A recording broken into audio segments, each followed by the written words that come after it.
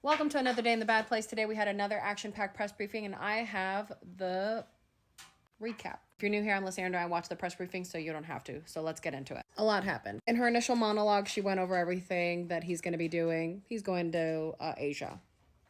They could keep him. Of course, she started by talking about the 23 days of government shutdown, blaming the Democrats, that 500,000 government employees will miss their full paychecks, and this is going to impact the airports, and $4 billion in capital are being withheld because of the Democrats. Pilots are begging for Democrats to open the government with the holidays coming up. If people miss time with their families, that's because of the Democrats, and they're using this as political leverage. All they have to do is pass the continuing resolution. It's the same thing. And then they did the same thing that they always do, and you know this if you watch my recaps. What they will do is they will say what the problem is, and then they will show some examples of illegal criminals that have done crimes. And they will show their picture, they will say their name, where they're from, and the crime. And then after that, they will close it by saying the problem again, which is the fact that the Democrats had open borders and were soft on crime. And then they introduce the solution by saying, and this is why Donald Trump has to do what he has to do. That's their whole thing. And then they have this this really funny graphic of Chuck Schumer. I say funny because it's so ridiculous that the Democrats are using the suffering. And they're like, this is the best time ever. And this is a picture of Chuck Schumer said that the dangerous charade needs to end, and I agree. Just like not with her, but I agree that it does need to end. Some people had good questions today, and that's not usually what happens. Especially in the new media seat, it's usually a softball question from a right-wing grifter. This person asked, what will the president do to assure that we will not have rising healthcare costs? And then she said, I won't get ahead of the president. But he's so committed to lowering the prices, and that's why he's in talks with Big Pharma, because it has everything to do with lowering costs for the American people and absolutely nothing with him working out anything with Big Pharma. The system is broken because the Democrats created Obamacare. And we need to open the government back up. They need to agree to everything that the Republicans want, because that's bipartisan. If we just do everything that the Republicans want, then we could talk about maybe doing some of the things that you want.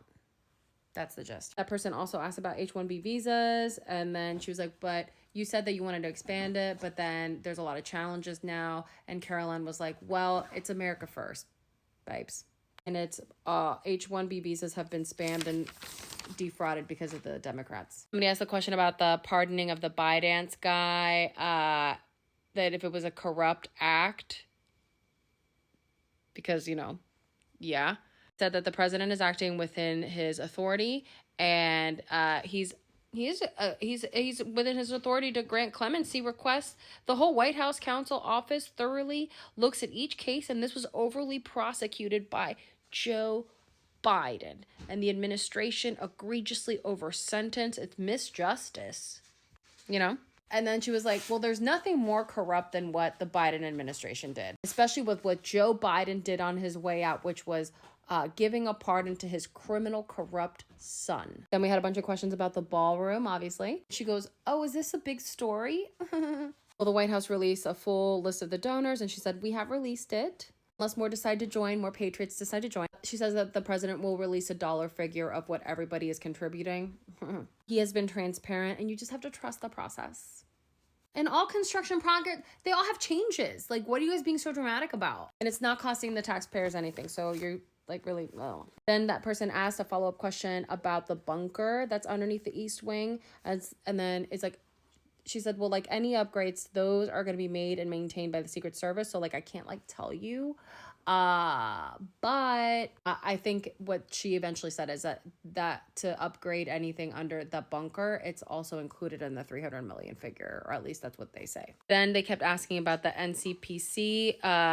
Does the oversight, do they have oversight on demolition? Or can the president tear down anything that he wants? And she was like, well, the president, the president didn't decide that. It's a legal opinion written, and I can get that for you if you want background for your reporting, because you should have that. A submission is not required for, approval is not required for demolition, only vertical construction. So we're following the legal opinion. Many presidents have left their mark on this building.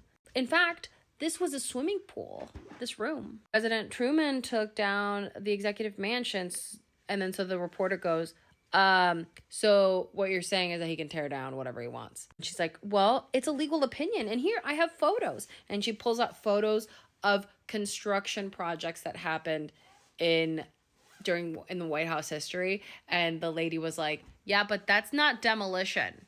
That's construction. And then Caroline just moved on to the next person. Truck driver with a DUI in California that unalived some people. They're looking into why California is giving people licenses that are illegal. So now you know.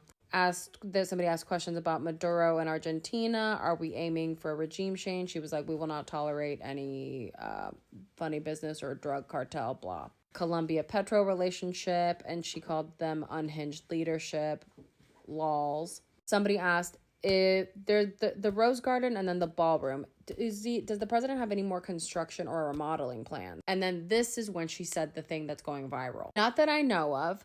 The Ballroom is the president's #1 priority. Now, I've seen everybody play that and I love the soundbite, but I know that she's gonna say that the soundbite is being taken out of context and that's a stupid question, that everyone should just understand that she was talking about construction. Of course, the president, he's been busy. He's been so busy bringing peace to the world. I should seek therapy, I know. There's a lot of things about Putin in this meeting, about the president implementing sanctions and stuff like that, that both sides need to be interested in peace for this to happen. Guys, but you know, he's busy. He's going to Asia. He's like, y'all are tired. I know you are, because he's been working around the clock. The president is motivated by his deal and his success in the Middle East to find peace with Russia and Ukraine. Somebody asked again about the Ballroom. If with the construction project, why weren't people told about this? This is the people's house. And then she was like, well, we did tell you. And we showed you renderings. It's very clear that the East Wing would be modernized. For it to be a strong and stable structure, we had to make changes to the plan. Then somebody asked about the Argentinian beef, because like American ranchers are upset that we're making deals to import more beef instead of buying the one that we're raising here. She said that, yes, the president has done a lot for ranchers, but the previous administration were the ones that did them dirty. But the president also has a duty to the American consumers to make prices. So the immediate solution is to import so we can increase supply, therefore lower prices. And she listed a bunch of things that they're going to be doing for ranchers. Something about a guy in Texas saying that making like a Charlie Kirk thing. Talked about despicable ICE trackers, endangering the lives of ICE officers, and they're doing a noble job. I wish everyone would see that they're just doing the best thing for our country. About San Francisco, that President Trump had a conversation with the mayor of San Francisco. And he's like, earnestly, we want to make sure that mayors, if leadership wants to reach out to President Trump, we're going to let them do their thing there, but we're watching. And if we don't think they're doing a good job, then the federal government will come in and clean up their streets. I guess someone threatened Stephen Miller, but oh no. Somebody asked if the president would filibuster to open up the government. She said he hasn't mentioned it. Somebody asked if the Ballroom will be officially named something, and she said that he's going to be the one to announce it. So it's going to be the Donald Trump Ballroom or something. Oh my God. And then somebody asked, somebody was like, he's the greatest builder of all time. Has the subject of rebuilding the Holy Temple in Jerusalem come up? And Caroline was like, no. Even she thought that was... Anyway, does this pardon mean that Binance can resume business in the U.S.? And then she said, I won't get ahead of the president. Okay, this one's good. Walter Reed, the advanced imaging. What was that procedure? And then she said, well, that's a normal thing. People get advanced imaging. And then someone was like, okay, well, was that an MRI? And then Caroline responded with, I don't know what the exact imaging was, but he's in incredibly good shape. And then the final question was, why did the budget from the Ballroom go from 200 million to 300 million? And then she said, because it did. And the American taxpayers aren't paying for it, so you're welcome. That's it. Until next time.